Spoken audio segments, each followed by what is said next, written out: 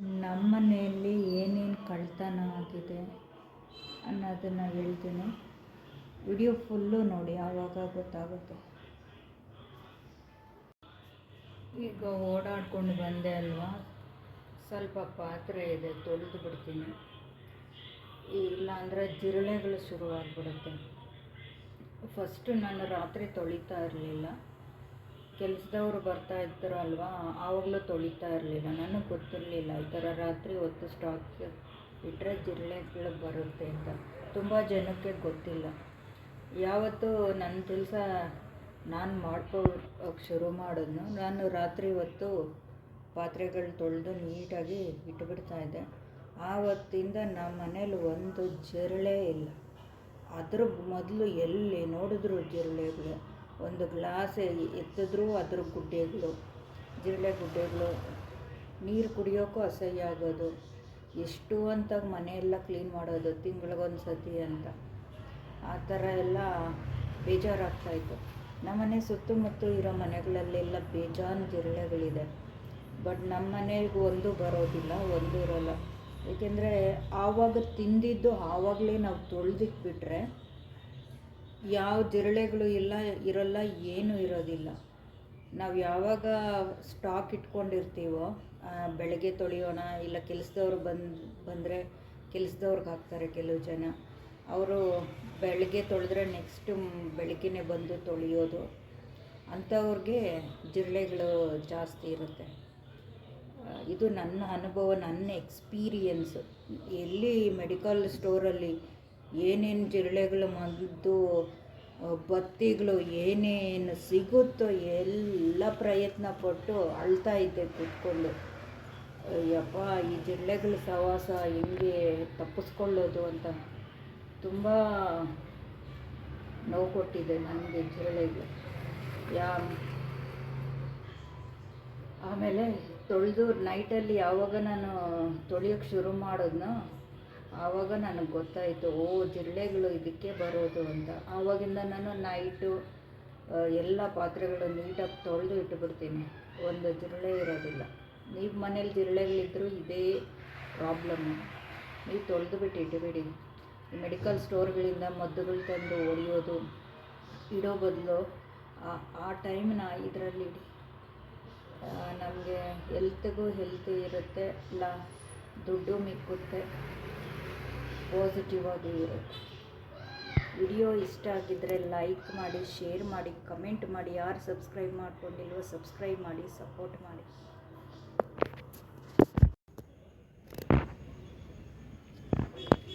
CCTV, CC camera.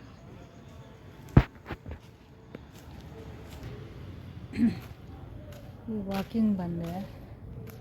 ಇಲ್ಲಿ ಮನೆಗಳಲ್ಲಿ ಕೆಲವು ಮನೆಗಳಲ್ಲಿ ತುಂಬ ಕಳ್ಳತನ ಆಯಿತು. 1-2-3 ಮನೆಗಳಲ್ಲಿ. ಆವಾಗಿಂದ ಈ CCTV ಕ್ಯಾಮ್ರಾಸು ಹಾಕಿದ್ರು. ಇದು ಕತ್ತಲು, ಇಲ್ಲಿ ಮರ ಇದೆ ಅದಕ್ಕೆ.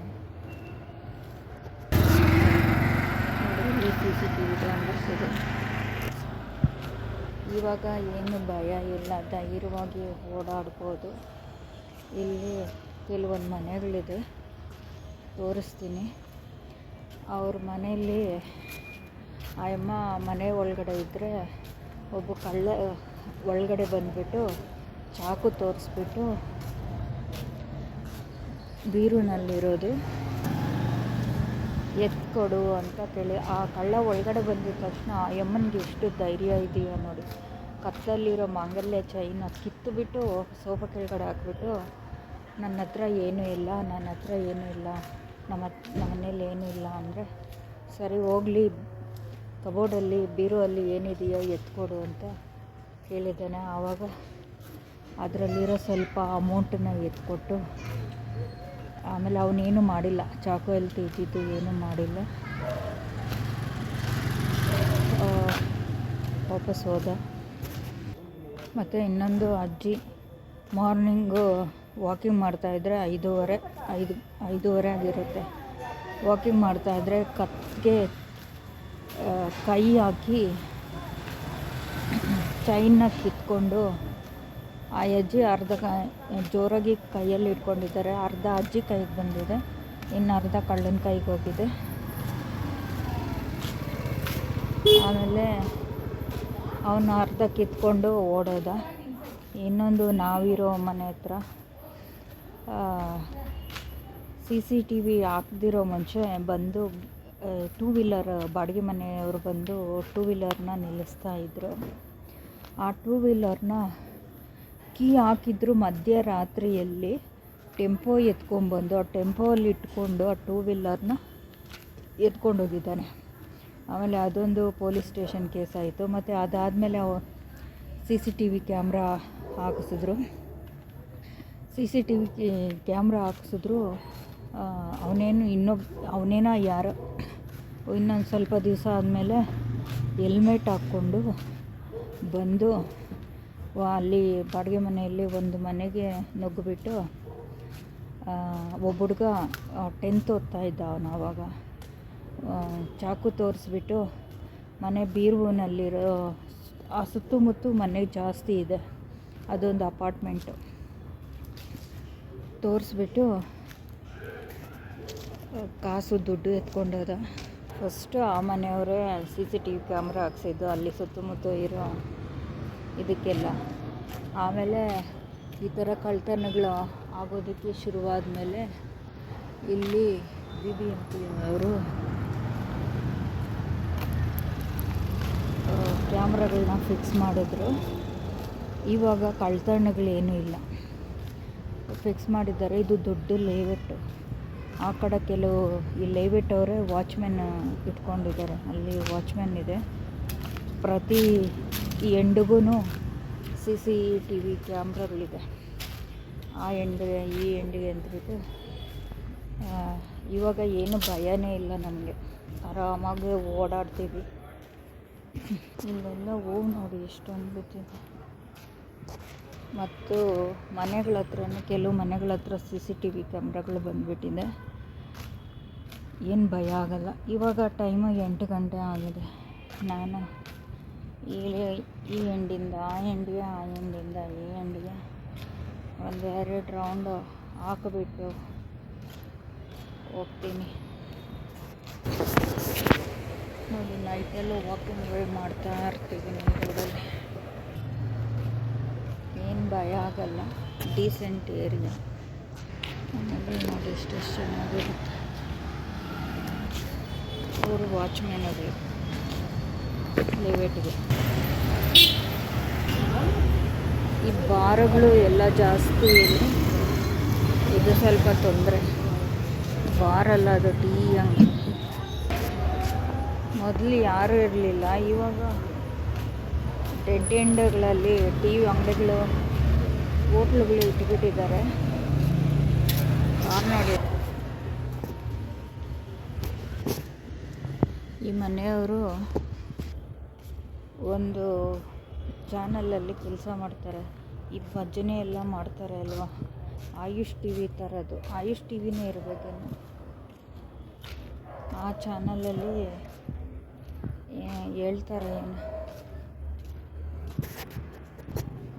ಒಂದೊಂದು ಮನೆಯೂ ಎಷ್ಟೆಷ್ಟು ಚೆನ್ನಾಗಿದೆಯೋ ನೋಡೋದಕ್ಕೆ. ಸ್ವಲ್ಪ ದಿವಸ ಆದಮೇಲೆ ಬೀಳಿಸ್ತಾರೆ, ಮತ್ತೆ ಕಟ್ತಾ ಇರ್ತಾರೆ. ಗಿಡಗಳು ನೋಡಿ ಹೆಂಗೆ ನೆಟ್ಟಿರ್ತಾರೆ, ಮರಗಳು. ಒಂದೊಂದು ಮನೆ ಹತ್ರನೂ ಗಿಡ ಮರ ಇರುತ್ತೆ ನೋಡಿ. ಆ ಕ್ಯಾಬಿನ್ ವಾಚ್ಮ್ಯಾನ್ ಇರೋದಕ್ಕೆ ಮನೆ. ಬೆಳಗ್ಗೆ ಒಬ್ರು ಇರ್ತಾರೆ, ಮಧ್ಯಾಹ್ನ ಒಬ್ರು ಇರ್ತಾರೆ, ರಾತ್ರಿ ಒಬ್ರು ಇರ್ತಾರೆ. 4 ಗಂಟೆಯಲ್ಲೆಲ್ಲ ವಿಸಿಲ್ಗಳೆಲ್ಲ ಹಾಕ್ತಾ ಇರ್ತಾರೆ. ಆದರೂ ಕಳ್ತನಗಳು ಆಗ್ತಾಯಿತ್ತು. CCTV ಕ್ಯಾಮ್ರಾಗಳು ಯಾವಾಗ ಬಂತು ಆವಾಗ ನಿಂತೋಯ್ತು. ತುಂಬ ಕಳ್ತನಗಳಾಗ್ತಾಯಿತ್ತು ಈ ಏರಿಯಾದಲ್ಲಿ.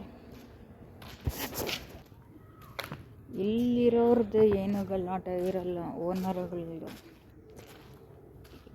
ಅದೇ ಈ ಥರ ಬಾಡಿಗೆ ಮನೆಗಳಲ್ಲಿ ಬಂದಿರ್ತಾರೆ, ಎಲ್ಲೆಲ್ಲಿಂದನೋ ಬಂದಿರ್ತಾರೆ. ಅವ್ರದ್ದು ಸ್ವಲ್ಪ ಆ ಮನೆಗಳ ಇರೋರ್ದು ಸ್ವಲ್ಪ ಗಲಾಟೆ ಜಾಸ್ತಿ. ಬಾಡಿಗೆ ಮನೆಗಳಿದ್ದರೆ ಅವ್ರದ್ದು ಒಂದು ಎರಡು ಬಾಡಿಗೆ ಮನೆಗಳಿದ್ರೆ ಅವ್ರದ್ದು ಏನು ಗಲಾಟೆಗಳು ಅಷ್ಟೊಂದು ಇರೋದಿಲ್ಲ. ನಾವು ಹಣ್ಣು ಗೊಂಚಲೇ ಬಿಟ್ಟಿದೆ. ಮೆಣಸಿನ ಒಂದು ಸಿಕ್ಕು ಕೆಳಗಡೆ ಬಿಟ್ಟಿತ್ತು. ಗಮ್ಮನ್ನತ್ತೆ. ಈ ವರ್ಷದಲ್ಲಿ ಫಸ್ಟ್ ಮಾವಿನ ಹಣ್ಣು ನಾನು ತಿಂತಾ ಇರೋದು. ಹುಳಿ ಇದೆ. ನಮ್ಮ ಮನೆಯಲ್ಲಿ ಏನೇನು ಕಳ್ತನ ಆಗಿದೆ ಅನ್ನೋದನ್ನು ಹೇಳ್ತೀನಿ. ವಿಡಿಯೋ ಫುಲ್ಲು ನೋಡಿ, ಆವಾಗ ಗೊತ್ತಾಗುತ್ತೆ. ನಮ್ಮ ಮನೆಯಲ್ಲಿ ಮೊಬೈಲ್ ಫೋನುಗಳು ಇಟ್ಟಿದ್ದರೆ ಎಷ್ಟೋ ಮೊಬೈಲ್ ಫೋನುಗಳು ಎತ್ಕೊಂಡು ಹೋಗ್ಬಿಟ್ಟಿದ್ದಾರೆ. ದುಡ್ಡು ಎತ್ಕೊಂಡು ಹೋಗ್ಬಿಟ್ಟಿದ್ದಾರೆ. ಈ ಕಳ್ತನಗಳಿಗಿಂತ ನಮ್ಮ ಸಂಬಂಧಿಕರು ಮಾಡಿರೋ ದರೋಡೆಗಳು ಇನ್ನೂ ದೊಡ್ಡದಾಗಿದೆ.